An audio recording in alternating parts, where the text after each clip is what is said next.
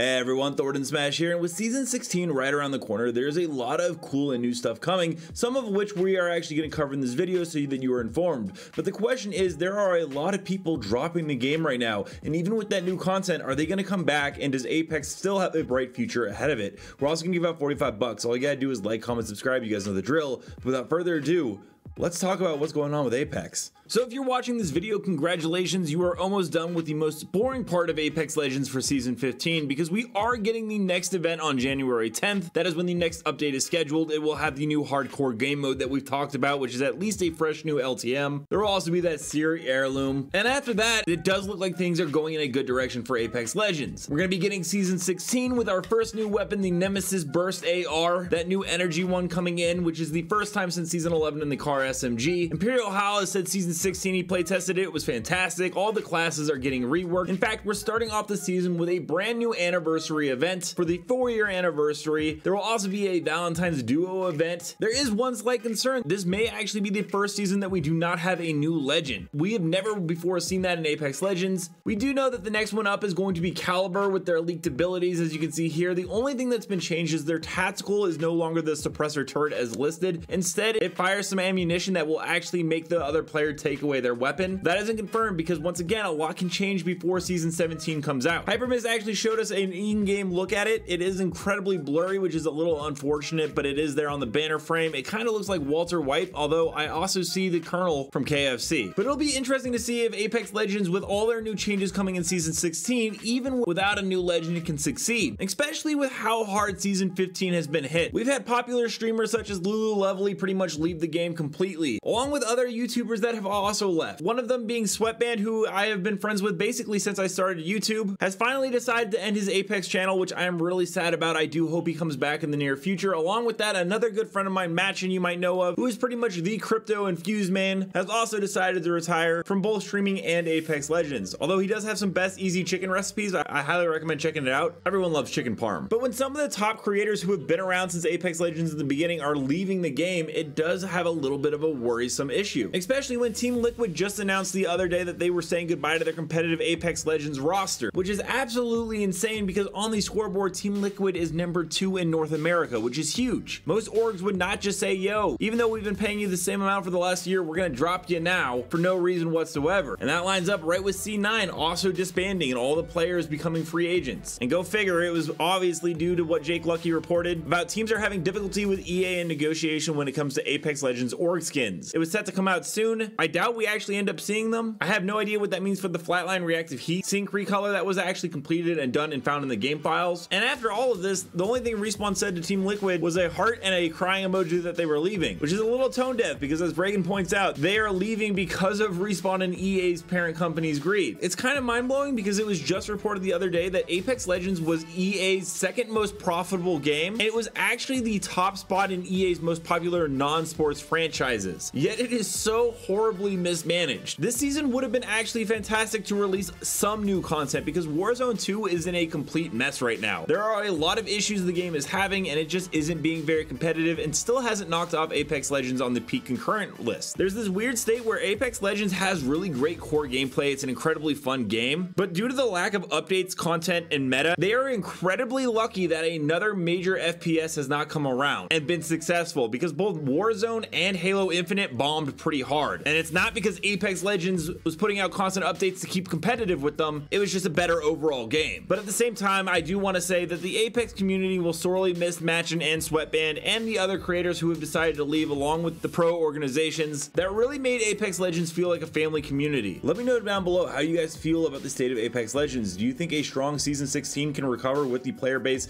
and the good faith of the community, or do you think this is going to be a slow decline into the future? And until next time, Legends, keep slaying in the outlands, and I'll see you out there.